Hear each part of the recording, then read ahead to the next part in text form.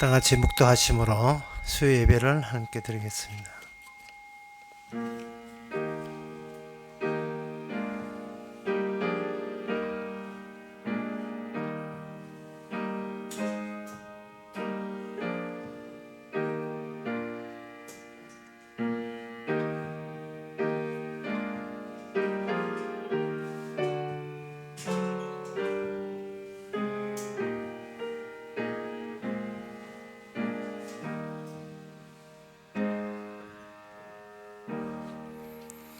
나는 비루한 것을 내 눈앞에 두지 아니할 것이요 배도자의 행위를 미워하니 이것이 내게 붙잡지 아니하리라. 사득한 마음이 내게서 떠날 것이니 악한 일을 내가 알지 아니하리로다. 하나님 아버지, 우리가 알아야 될 일과 알지 않아야 될 일을 구분해서 이 세상의 죄로부터 어떤 차이가 있는지를 보여주게 하옵소서. 예수님 이름으로 기옵나이다. 아멘.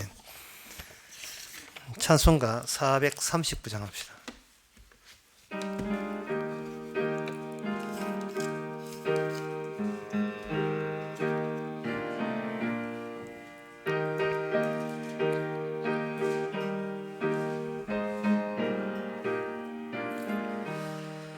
만세 반석 열린 곳에 내가 숨어 있으니 원수마귀 손 못 대고 환난 풍파 없도다.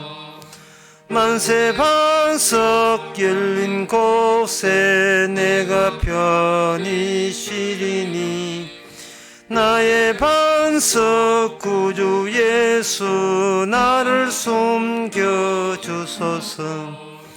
죄에 매여 죽을 인생 편히 쉬기 바라니 주의 가슴 넓은 품에 내가 찾아 안기네. 만세 반석 열린 곳에 내가 편히 쉬리니 나의 반석 구주 예수 나를 숨겨주소서. 이 땅 위에 평안 없고 기쁜 일을 몰라도 주의 참사랑을 내가 이제 알았네. 만세 반석 열린 곳에 내가 편히 쉬리니 나의 반석 구주 예수 나를 숨겨주소서. 험한 풍파 지나도록 순풍으로 도우사 평화로운 피난처에 길이 살게 하소서. 만세 반석 열린 곳에 내가 편히 쉬리니 나의 반석 구주 예수 나를 숨겨주소서. 아멘. 이 시간 한마음으로 기도한 시간입니다. 기도 제목은 이 세상에 이미 나타난 것들은 다 우리들의 유혹거리입니다. 그 나타난 것을 보고 있는 그 순간순간들이 우리가 유혹을 받고 또 유혹에 넘어간 그러한 경우들을 우리가 맞이하고 있습니다. 따라서 보이는 것은 잠깐이고 보이지 않는 것은 영원함이라를 늘 새기면서 우리의 관심사가 보이지 않는 곳에 둘 수 있도록 다 같이 기도합시다.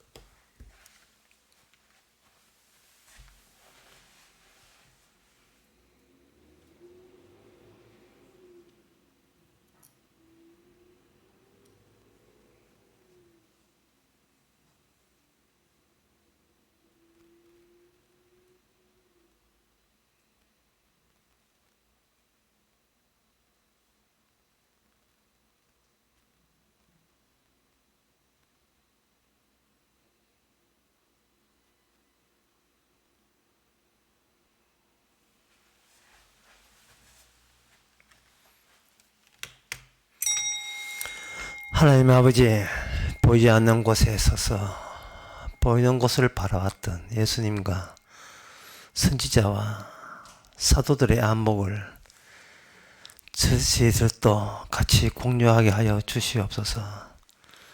우리가 선 자리가 세상에 넘어 올려도 넘어올 수 없는 귀한 자리인 것을 우리가 잊지 말고, 세상과 하나 되려고 애쓰지 말고, 죽은 자로서 더 이상 세상에 대해서 어떤 매력과 유혹을 갖지 않게 하옵소서. 예수님의 이름으로 기도합나이다. 아멘.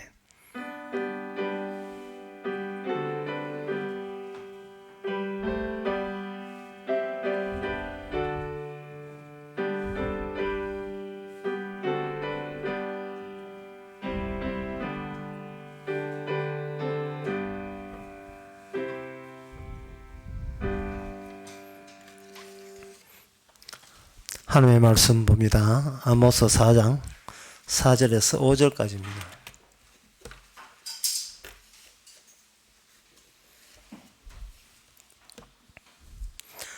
너희는 베델에 가서 변제하며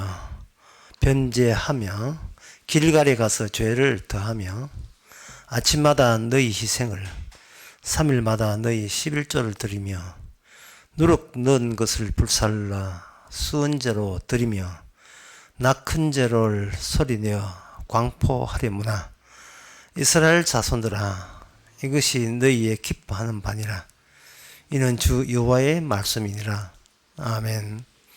여기에 베델이라는 그 지명이 나오고 길갈이라는 지명이 나오죠. 그리고 여기 11조를 드리며 라고 해서 율법적 행위들이 나옵니다. 11조 드리며, 그 다음에 수언제 드리며, 낙헌제를 소리내어 광포하는구나. 광포 널리 낙헌제 드렸다고 이렇게 광고하는 일들을 한다, 이렇게 되어 있어요. 여기 그 지명에 나와 있는 그 공간, 지명과 그리고 여기 수언제, 낙헌제라는 이런 제사, 그리고 이 제사에 필요한 그 물자를 제공하는 것이 바로 11조. 거기다가 아침마다 희생을 삼다하는 이것은 상번제, 아침마다 늘 드리는 또 제사가 있어요. 그 상번제, 낙헌제, 수언제, 이 제사와 이 지명을 하나님께서 같이 언급하고 있습니다. 이것은 서로 그 지명의 중요함과 제사를 드리고자 하는 그 지시들과 모든 것이 같은 취지로 통하고 있다는 것을 뜻하는 겁니다. 통한다는 것은 베델의 취지와 길갈에서의 그 지명을 갖고 있던 그 의미를 모르게 되게 되면 너희들의 한 제사 같은 것도 아무 소용이 없고, 그리고 반대로 수언제, 낙헌제라는 이런 제사나 상번제 제사를 제대로 드리지 않으면 너희들이 굉장히 중요한 공간, 중요한 과거에 하나님이 만났던 그런 하나님이 어떤 사건을 일으켰던 그 베델이나 길갈이라는 것도 하나님께서는 그걸 중요시 않고 그걸 거절한다, 이렇게 보시면 되는 겁니다. 그래서 우리가 이 본문을 보면서 하나님께서 지정된 장소에 가서 또 하나님께서 정해진 제사와 이런 것들을 11조를 율법을 통해서 이스라엘에게 요구한 걸로 그렇게 이해하시거든요. 그런데 이 율법에 나온 이 제사 희생 같은 것은 하나님께서 일을 일으킨, 베델에서 일을 일으키고 길갈에서 일을 의미 있게 어떤 지역을 만든 그 취지를 모르게 되면 이 제사 같은 것도 소용없는 것이 되는 겁니다. 그러면 이 11조 드린다는 것도 이거 아무 소용이 없지요. 이런 한 이스라엘 역사 속에 베델 또는 길갈 또는 수원제, 낙헌제 또는 상번제, 11조 이런 율법적인 현상이 돋아나는 그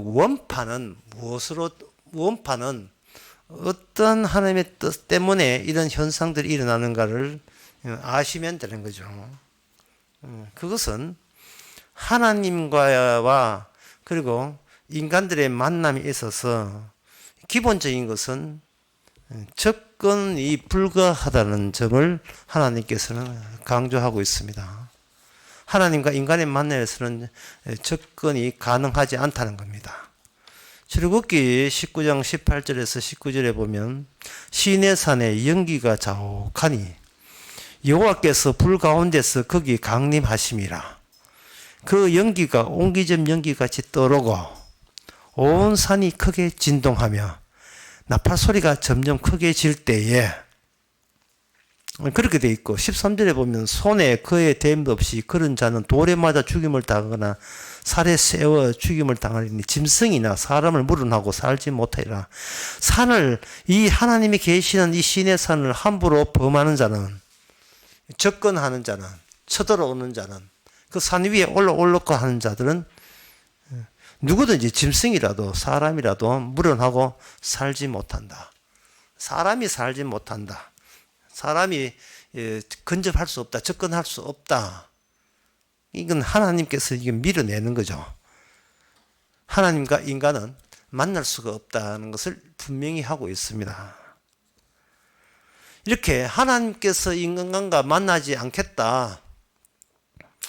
그걸 전제로 할 때에 여기에 인간이 가지고 하나님께 나오고자 하는 그러한 제사에 필요한 여러 가지 재물이나 또는 재산, 요즘 같으면 돈, 이런 것들이 하나님의 신의 산에 붉은 신의 산, 연기 피어나는 신의 산, 지진이 일어나고 진동하는 그 하나님의 계신 곳에 거기 개입할 수 있겠어요?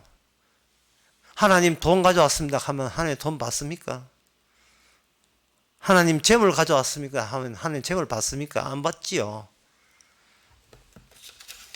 이 접근을 하지 말았는데 뭐 하나님 선물 가져왔습니다 하면 하나님께서 선물 가져왔어. 그럼 접근 건지 풀게. 네 오너라 이렇게 하시지 않는다 이 말이죠. 히브리서 12장의 20절에서 22절을 봐도 바로 방금 읽었던 출애굽기 19장을 이렇게 표현했습니다. 이는 짐승이라도 산에 이르거든 돌로 침을 당하리라 하신 명을 너희가 견디지 못한다. 너희가 감당할 수 없다. 그 무서움을. 그래서 그 보이는 바가 이렇게 무섭기도 모세도 이르되 내가 심히 두렵고 떨린다.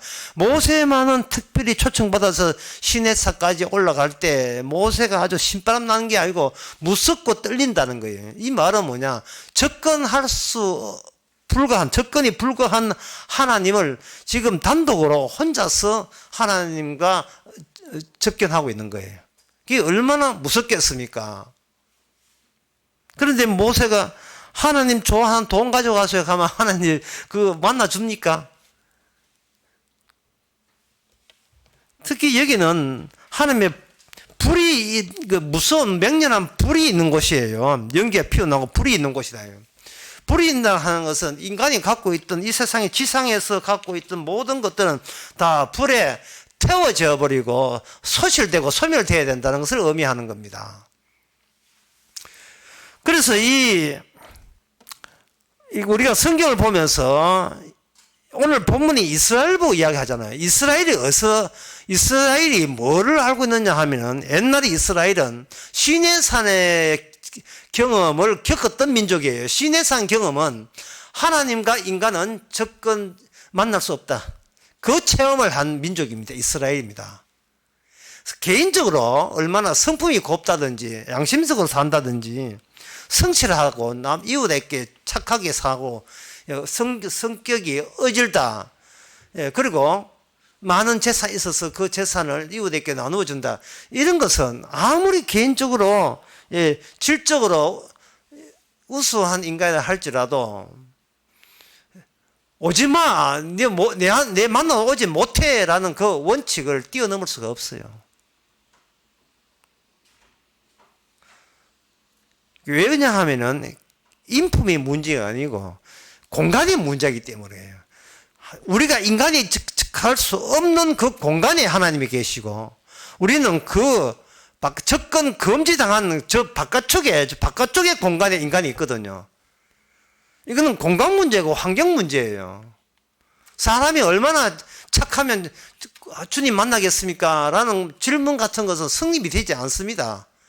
개인적으로 착하고 훌륭하고가 아니라 하나님이 계시는 곳에 근접할 수도 없는 것이 바로 이스라엘이 하나님 만나고 모세가 만나고 난 뒤에 알게 된 이스라엘이 하나님을 진짜 하나님을 알게 된 만나고 나는데 깨닫게 된 사실이에요.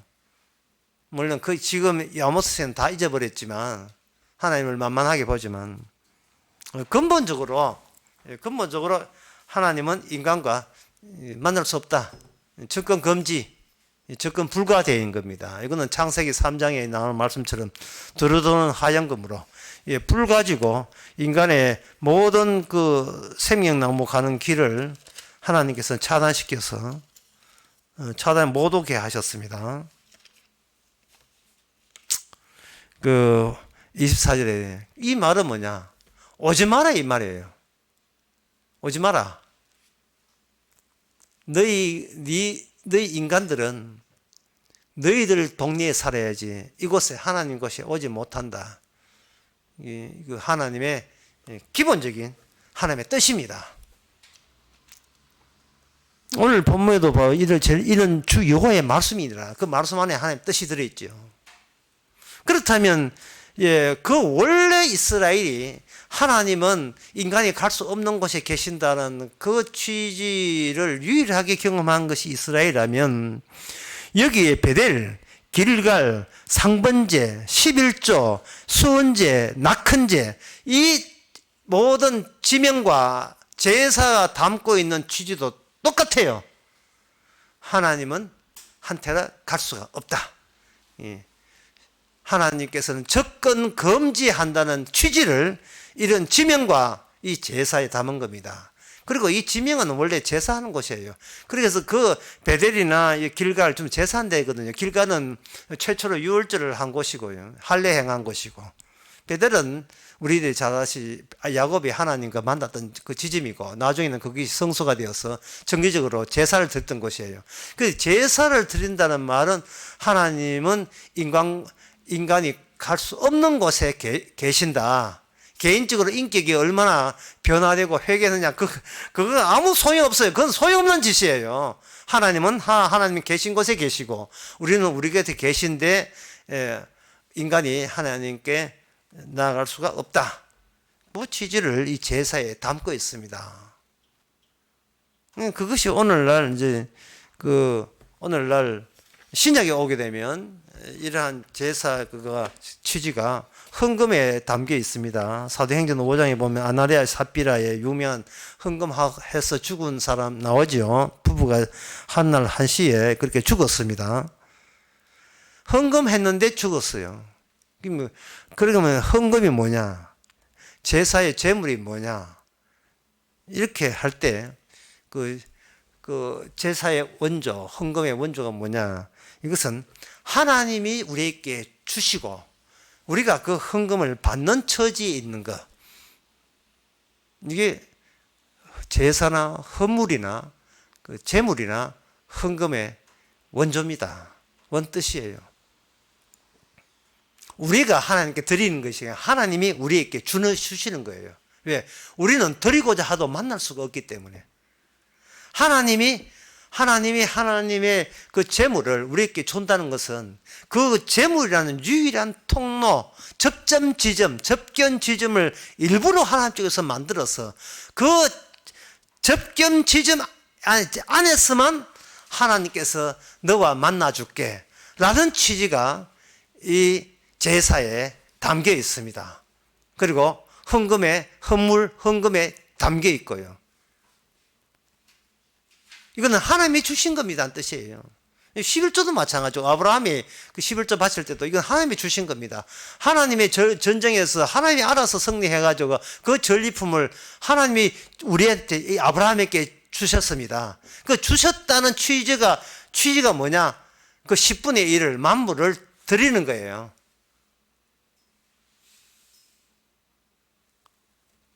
이 드린다는 말은 주께서 먼저 주셨잖아요 하는 그러한 마음 표시입니다.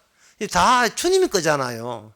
주님이 돈을 주신 게 아니고 주님께서 우리 자체를 만날 수 있는 새로운 장소, 접견 지점을 주께서는 친히 조성하셨잖아요. 그런 뜻에서 그 조성한 지점에서 지점이 베델이 되고 그것이 길갈이 되고 그 지점에서 하나님이 주셨습니다. 우리는 받기만 했습니다는 취지가 살려지는 것이 뭐냐? 수언제, 낙헌제, 상번제 이런 거예요. 수언제와 낙헌제 둘 다 그냥 감사의 제물이다. 이렇게 쉽게 생각하면 됩니다. 감사제, 그 제사 말고 따로 주는 감사제가 있어요. 뭐 소제, 번제 이런 5대 제사, 속제제, 속건제, 화목제 그거 말고 따로 감사해서 하는 그 제사가 이게 수언제, 낙헌제 둘 합쳐서 감사제라 감사해서 드리는 제사예요. 그러면 감사 드리는 제사가 있는데 율법에서는 그걸 둘로 구분합니다.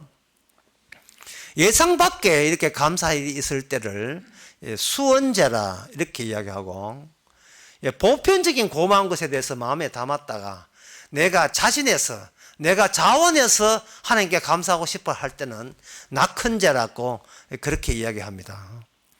그런데 오늘 본문에 보게 되면 여기에 누룩 넣는 것을 풀살라 수언제를 드리며 이렇게 해서 지금 여기에 수언제를 언급하면서 수언제를 제대로 못 드리고 있다고 책망하는 대목이 오늘 본문에 나오거든요. 그러면 여기서 수언제가 뭐냐라고 한다면 수언제라 하는 것은 이게 누룩을 빵을 부드럽게 만드는 인간이 자기가 그 빵을 만들고 그 빵은 내 입맛에 맞도록 하기 위해서 첨가물로 주어지는 것이 우리말로 누룩이에요. 그런 누룩을 빼고 수언제를 빼고 감사의 됨을 들어야 그게 수언제가 된다는 거예요.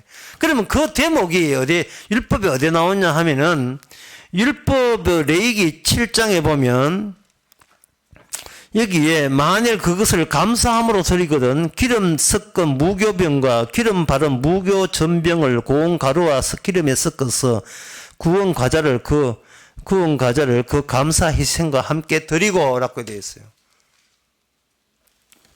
그런데 이 감사 제 두 개의 수언제와 이 낙헌제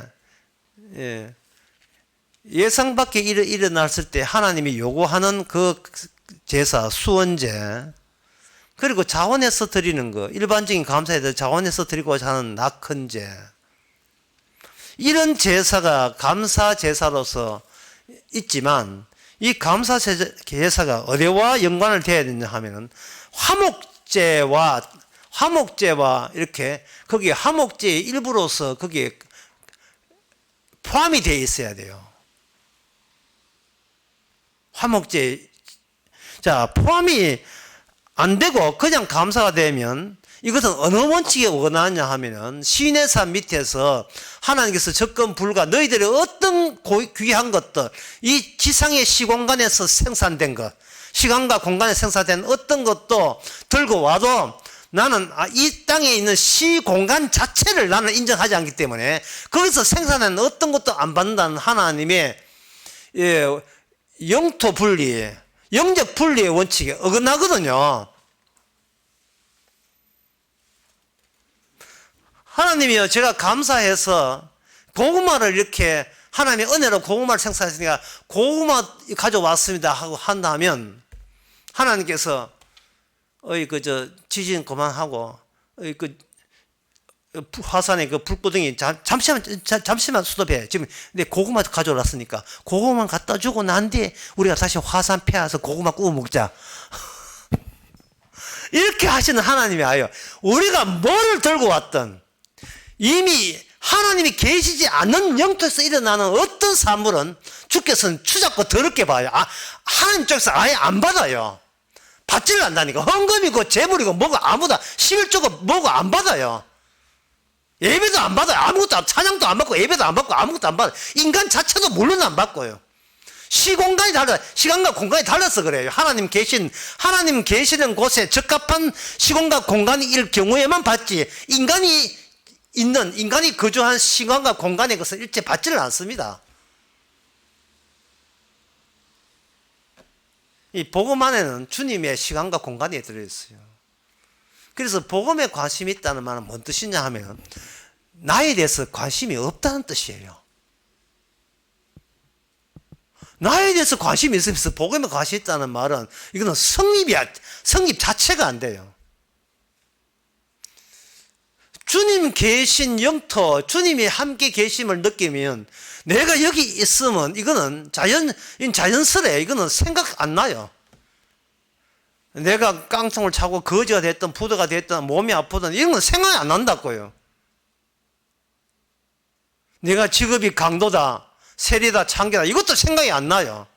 근데 내 직업이 강도다, 세리다, 창기다, 나는 부자다, 또 건강하다, 가난하다, 이걸 내가 신경을 쓴다는 말은 지금 내 영토에 신경 쓰고 내가 지나온 과거에 신경 쓰는 것이지, 주님이 계시다는 그 시공과 공간에 대해서는 지금 생각이 없는 거예요.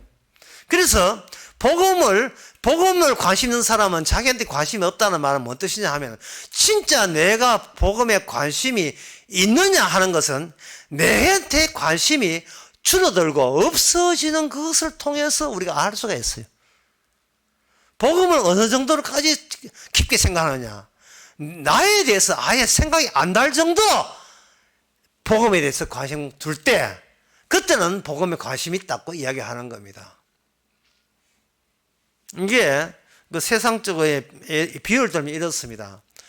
어떤 여자가 남자를 사랑한다, 말로 사랑한다, 뭐 백날 그 이야기해도 정말 사랑할 때는 자기 자신을 아주 축소시켜 버립니다. 그대 앞에서는 서면 나는 왜 그래? 작아지는 거예요.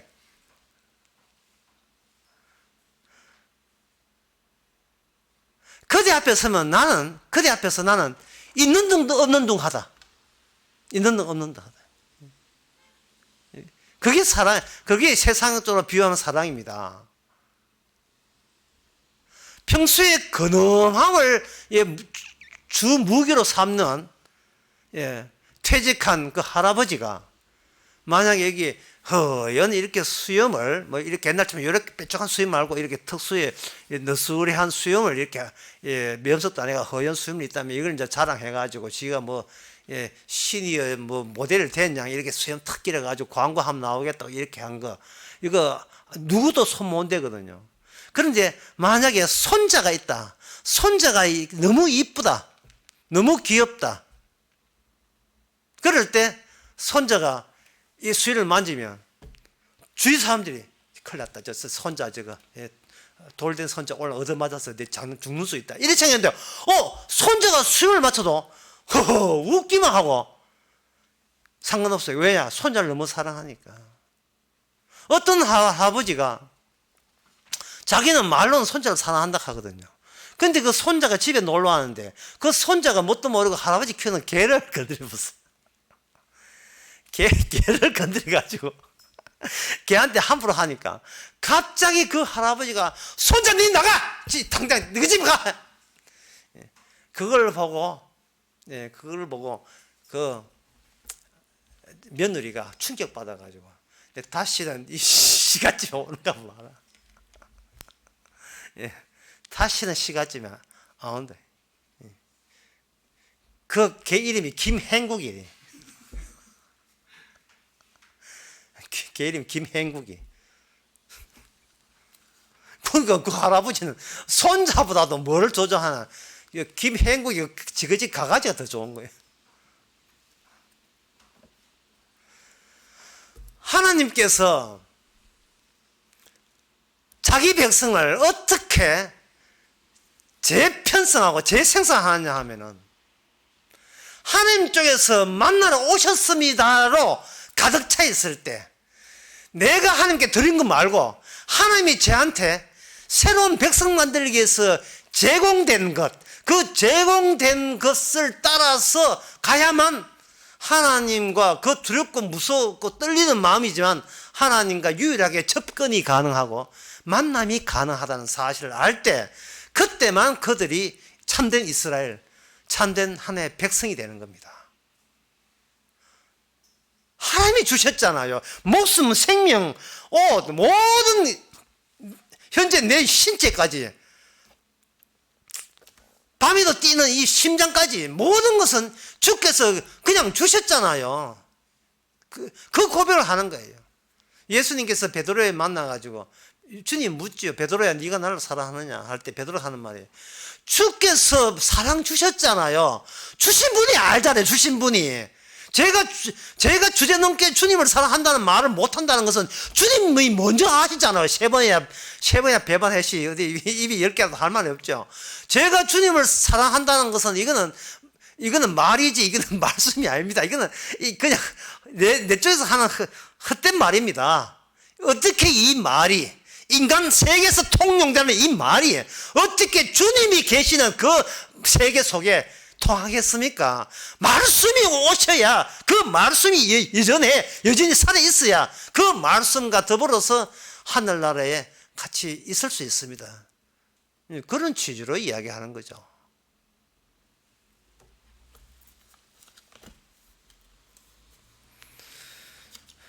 따라서 여기서 우리가 이제 알아봐야 될 것은 하나님께서 자기 백성을 자기 모든 인간을 금지시켜 놓고 오지 마라 해 놓고 어떻게 그 무섭고 떨리는 하나님 앞에 영원토록 함께 사는 백성을 어떤 식으로 만드느냐, 이제 그 절차에 대해서 우리가 알면 되겠죠. 신민기 12장 6절에 보게 되면 이러한 제사, 오늘 본문에 나오는 제사를 하나로 통합시켜 놓은 대목이 나옵니다. 신민기 12장 6절에 보게 되면 너희 번제와 너희 희생과 너희의 11조와 너희의 손의 거제와 너희의 서원제와 낙큰 예물과 너희의 우양에 처음 난 것들을 다 거리로 가져다가 이래 있어요. 여기 보면 여러 가지 제사가 구분되어 있어도 예물이 구분되어 있어도 여기서는 통합을 시켜버립니다. 11조까지 포함해서 그걸 통합을 시켜가지고 어디를 데려오냐 하면은 여기 12장 5절에 보면 오직 너희는 하나님 여호와께서 자기 이름을 두시려고 너희 모든 지파 중에 택하신 곳인 그 거하실 곳에 찾아 나아가서 이래. 하나님이 이름을 두시려고 하나님께서 정해신 곳에다가 그걸 가져오라 이 말이죠. 여기서 하나님과 하나님의 이름이 구분되는 겁니다. 하나님은 인간 세계에 오실 수가 없어요. 안 와요, 아예. 그런데 하나님이시면서도 인간 세계에 투입이 되는 하나님이 계셔요. 그분이 뭐냐? 하나님의 이름입니다. 곧 주님이에요. 주님. 이름부터 먼저 하고 육체는 나중에 와요. 신약에 오신다고요. 구약에는 이름만 덜렁 오시고 신약에는 육체로 오신 분과 구약에 먼저 왔던 이름이 결합이 되어서 그냥 예수님이 아니고 주 예수님이 되는 겁니다. 그 이름이 주님이거든요. 주 예수. 하나님의 약속한 것을 다 이루신 분으로 오신 것이 주 예수가 돼요. 예수를 믿는 게 아닙니다. 주 예수를 믿어라. 그러면 너와 너 집이 구원을 얻으라 할 때 앞에 주님이 붙어요. 주. 하나님으로서 일찍 오신 그 분이 바로 나사렛 예수라는 겁니다. 구약에서 약속된 그분이 약속대로 실행에 다 옮기신 분이 드디어 등장했으니 그분이 바로 나사렛 예수라는 청년 그분이라는 거예요. 그분을 주님으로 받아들이는 겁니다. 주님으로 받아들인다는 말은 지금 몇 번 이야기하는지 모르겠습니다. 또 한 번 반복할게요. 시간과 공간이 인간 세계가 인간들이 살고 있는 시간과 공간하고 다른 시간과 공간에 사시는 분이 이 땅에 오셨다. 그렇게 되는 겁니다. 그렇게 되면 이거는 시간과 공간 문제이기 때문에 아까도 말씀드렸지만 개인적인 자질이나 인품 이거하고 아무 상관이 없어요. 아까 그 출애굽기 19장에서 봤듯이 시내산의 그 분위기 한번 보세요. 그게 뭐 무서워서 근처나 가겠어요. 돌멩이가 날아와서 짐승을 친다니까요. 접근하지 마라, 오지 말았고요.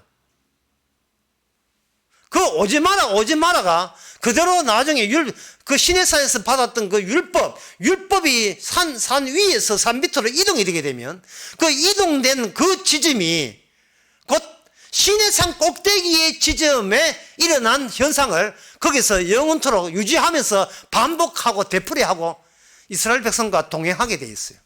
그 장소가 신명기 12장에 나오는 바로 주의 이름이 계시는 곳입니다. 겁나죠? 대단히 무섭죠? 같은 공간인데도 인간이 사는 공간 속에 하늘의 공간이 들어와 버리니까 그 하늘의 공간 근처에 파수꾼 역할을 하는 것이 제사장이에요. 거룩한 옷을 입은 제사장을 해서 접근 금지를 시켜놓은 거예요. 같은 땅인데 접근할 수 없는 땅이 백성들과 더불어 동반해서 어떤 특정 지점으로 가고 계십니다. 그 특정 지점이 뭐냐? 약속의 땅으로 가고 있는 거예요. 수직에 있었던 그 관계가 엎어졌다가 보면 돼요. 수직이 엎어졌으니까 그게 수평적 관계에 길이가 나타나요. 길이가. 어디 척도가 나타나요. 어디에서 어디로. 그렇게 나타나는 거죠. 어떤 엘리베이터가 있는데 무려 100층 높이, 그 100층 높이니까 한 400m, 350m 봅시다. 350m 건물을 오르락내리락 하는 그 엘리베이터가 있다고 합시다. 그 엘리베이터가 이렇게 수직으로 왔다 가다가 그게 엎어져 버리면 길에 350m에 버스 노선이 되는 거죠. 350다 하는 버스 노선 없겠지만 그 버스 노선이 되듯이 예수님이 가신 그 일대기가 수직의 엘리베이터를 땅에다가 엎어놓은 거예요. 인간 사는 세계에. 그걸 바로 고추 세워버리면 휴거되는 겁니다.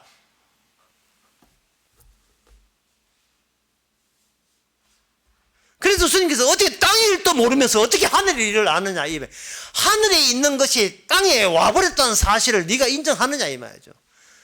그러면 우리가 하늘을 못 가는 것처럼 지상에 있어도 우리는 예수를 믿는 사람은 이 세상에 존재하지 않지요. 왜?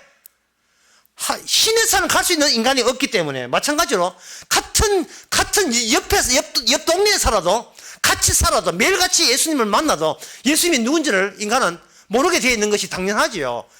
원래 인간은 하나님께 접근 불가되어 있기 때문에 인간들 실력으로 이성과 합리적으로 지식으로 철학으로 과학으로 주님을 믿는다는 것은 불가능합니다. 뭐 천지를 창조했다고 백날 해봐야 예수 믿는 거 아니에요. 십자가를 달려도 예수 믿는 거 아닙니다. 이거는 인간의 능력 밖입니다.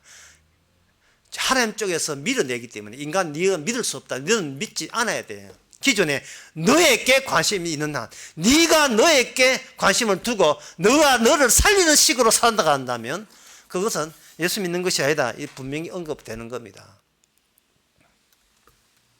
그렇다면 이 주의 이름에서 뭐가 모이냐 하면 11조 모든 희생은 거기에 다 모이게 되는 거죠.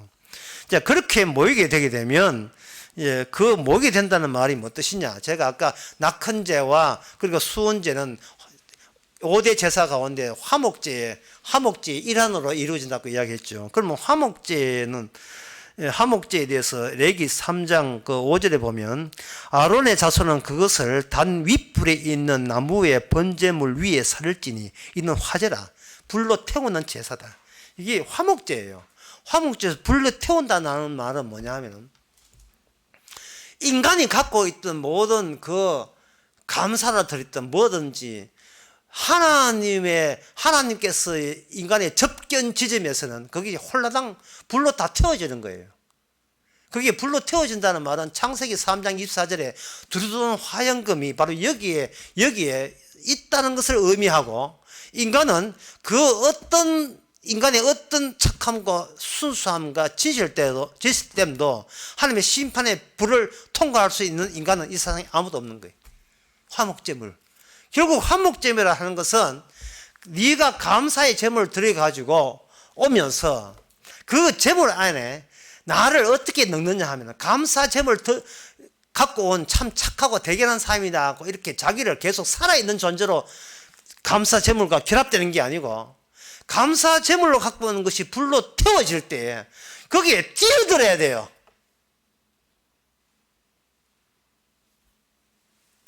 하나님께서는 우리를 내가 내 백성 만들어 줄게. 조건이 있다. 내가 지시한 대로 가서 죽어라 이겁니다. 네가 지시한 대로 네가 구원받고, 내가 살아있을 때는 우리는 구원받고 싶어요. 살아있을 때는 내가 드린 찬양과 예물로 하나님께 칭찬받고 싶어요. 그리고 하나님께 사랑받고 싶어요. 남한테 또 하나님께 자랑스러운 존재가 되고 싶어요. 바로 그 자랑, 칭찬받고 싶은 거, 사랑받고 싶은 거, 그거 다 하나님의 심판의 불에 그게 섞어 넣으래. 그리고 없애버리라.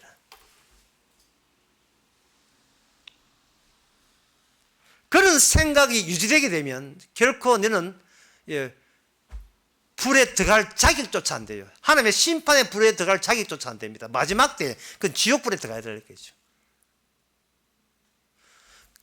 율법이라는 것은 뭐냐 하면은 하나님의 사시는 공간에 어떤 그냥 공간이 아니고 질서가 있고, 그 질서에 어떤 구조가 잡혀 있다는 거예요. 하나님 사는 공간에.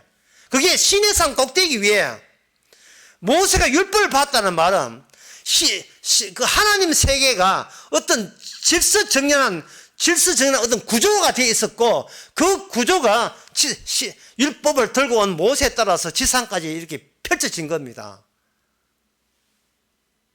그 구조는 인간이 살고 있는 그런 인간이 사는 세계의 질서 구조가 달라요. 그 구조를 제가 미리 말씀드릴까요? 미리 말씀드렸습니다. 나중에 모든 것이 재편되면 한쪽은 천국 구조고 한쪽은 지옥 구조, 그게 천국과 지옥으로 구분되는 구조, 이게 유장하고 장엄한 이 우주 세계의 마지막 모습입니다. 우주의 마지막 모습은 천국과 그리고 지옥으로 둘로 구분되는 거예요. 그러면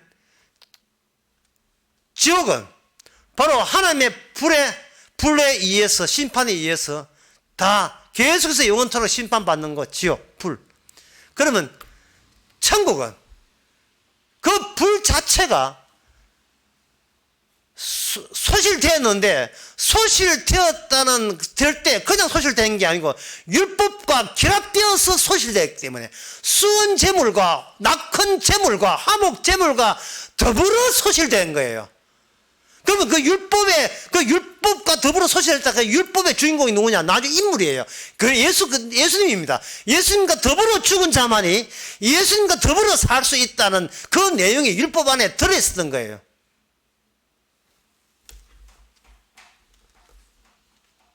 이것이 베델, 다시 야곱이 하나님과 만남이 가능했던 그 지점의 같은 취지고, 길갈, 유월절 드리고 할례 받은 그 지점의, 그 지역의 특징이에요.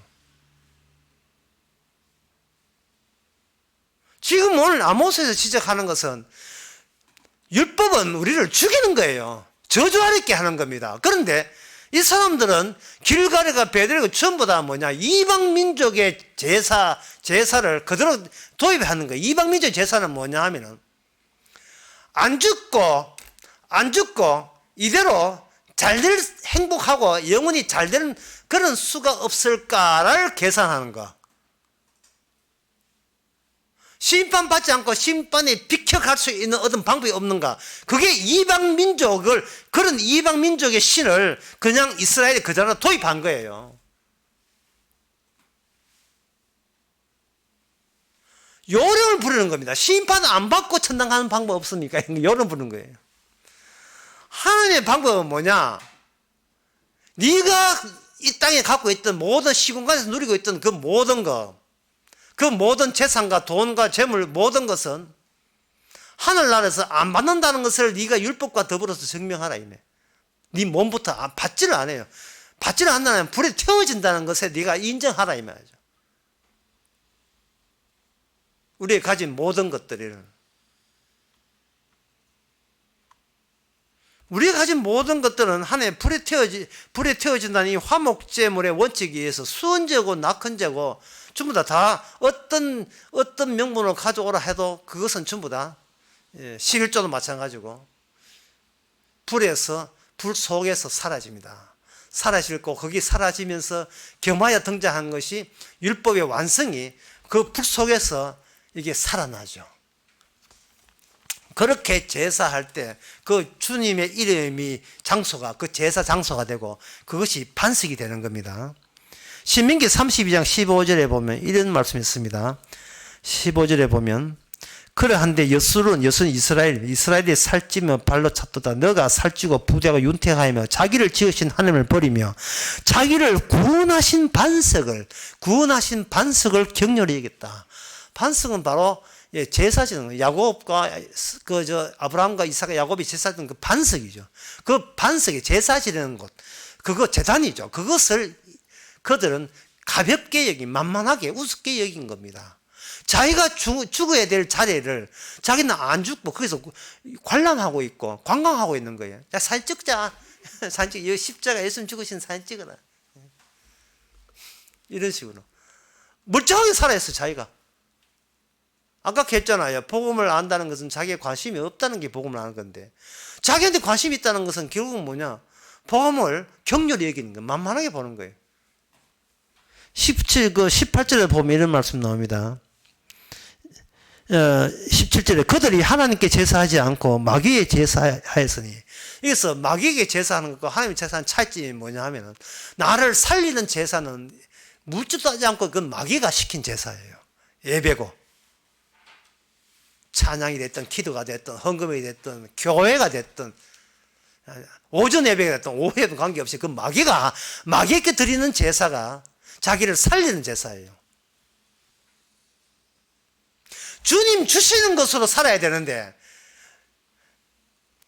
내가 힘들어서 애써서 가진 그것으로 내가 사는 것을 하나님 쪽에서 인정해 달라는 거예요. 하나님이요, 나를 인정해 주시고 나를 칭찬해 주시고 나를 대견해 여기 달라는 겁니다. 죽기 싫다는 거예요. 그 사람한테는 이방신에게는 마귀 제사는 뭐가 없냐? 십자가 반석이 없어요.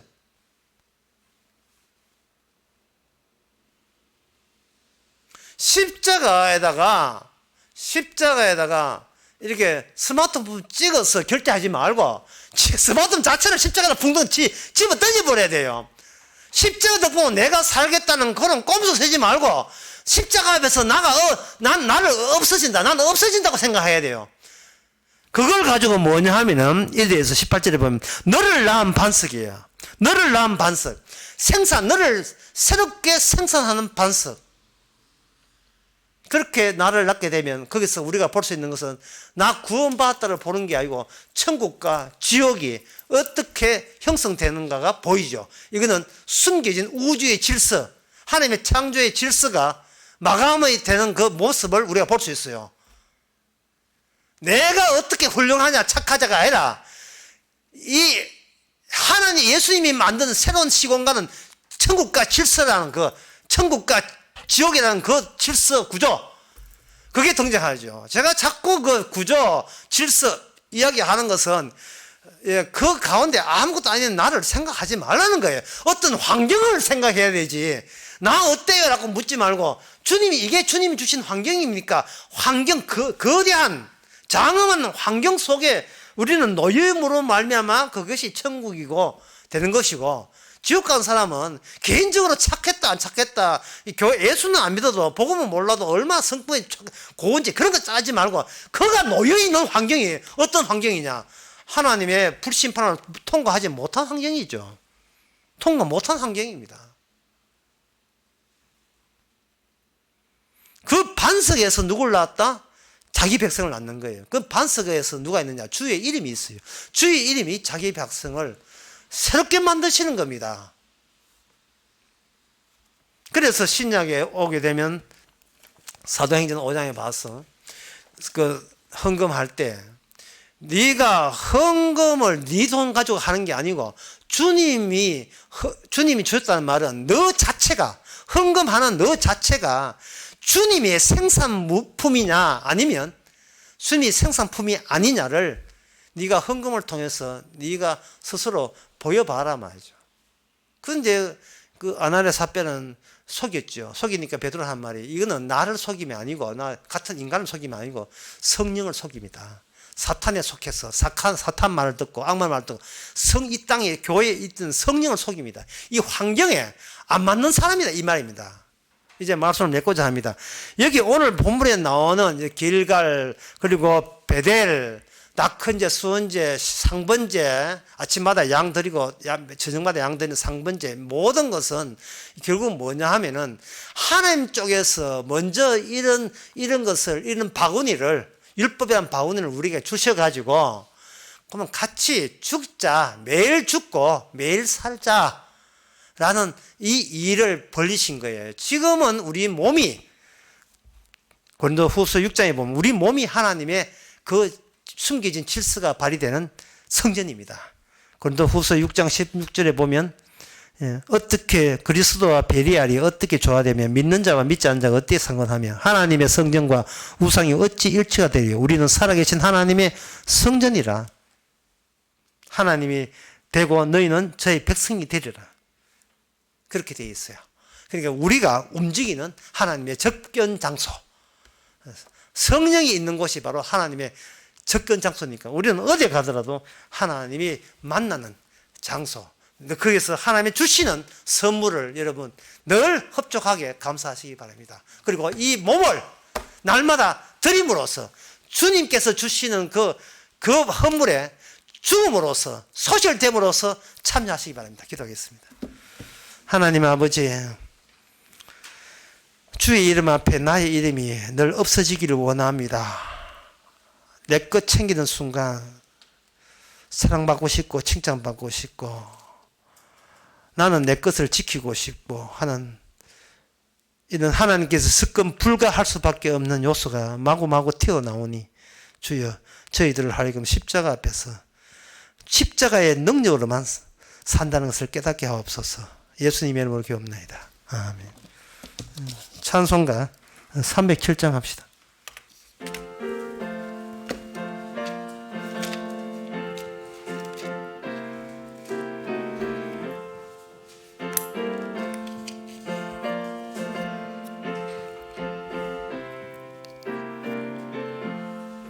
공중 나는 새를 보라. 농사하지 않으면 곡식모와 곡간 안에 들인 것이 없어도 세상 주관하는 주님 새를 먹여주시니 너희 먹을 것을 위해 근심할 그 뭐냐. 들의 백합화를 보라. 길삼수고 안에도 솔로몬의 입은 옷도 입고만 못하였네. 아궁 속에 던질 풀도 깊이 시거든 사랑하는 자녀들을 입히시지 않으랴. 너희들은 세상에서 무엇 먹고 마시며 무슨 옷을 입고 살까 염려하지 말아라. 이는 이방 사람들이 강구하는 것이요 너희 하늘 아버지는 너희 쓸 것 아신다. 너는 먼저 주의 나라 그의 위하면 하나님이 모든 것을 너희에게 주시리. 내일 일을 위하여서 미리 염려 말지니 내일 염려 내일 하라. 오늘 고생 족하다. 기도합시다. 지금은 우리 주 예수 그리스도 은혜와 하나님의 크신 사랑과 성령의 충만하심이 지금 주어진 모든 환경이 주께서 함께 계신 환경에서 믿는 모든 성도에게 함께 계실지어다.